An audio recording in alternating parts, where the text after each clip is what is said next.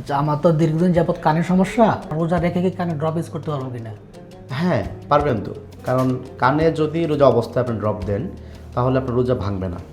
কারণ হচ্ছে কানের সঙ্গে পাকস্থলীর কোনো সম্পর্ক নাই। অর্থাৎ কানে যদি কেউ কোনো কিছু ব্যবহার করে, একই সঙ্গে আমি বলবো চোখেও যদি কেউ কোনো কিছু ব্যবহার করে, তাহলে এর মাধ্যমে তার রোজা ভাঙবে না। কারণ এটার মাধ্যমে পাকস্থলীতে কোনো খাদ্য প্রবেশ করা কিংবা কোনো স্বাদ অনুভব করা হচ্ছে না। ঠান্ডাজনিত রোগের কারণে নাকে ড্রপ ইউজ করা হয়, জি, তো রোজা রেখে কি নাকে ড্রপ ইউজ করা যাবে কিনা? হ্যাঁ, ভালো কথা বলেছেন। আমি কান এবং চোখের কথা বললাম, কিন্তু নাকের কথা বলি নাই। নাকের ক্ষেত্রে বিধান হচ্ছে কেউ যদি নাকে কোনো ড্রপ ব্যবহার করতে চায় তাহলে তার রোজা ভেঙে যাবে।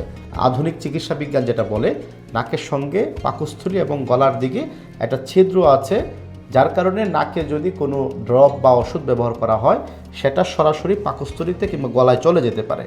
আর রোজা অবস্থায় যদি কোনো খাদ্য কিংবা কোনো ওষুধ বা কোনো কিছু পাকস্থলীতে যায় তাহলে তার রোজা ভেঙে যাবে।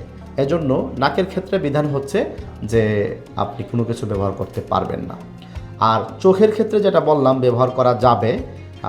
আধুনিক ফকিহদের বা বিজ্ঞ মুফতিদের কেউ কেউ বলেন যে চোখে যদি কেউ এমন কিছু ব্যবহার করে যেটা স্বাদ সে অনুভব করতে পারে তাহলেও সেটা মাকরু, না করা উত্তম।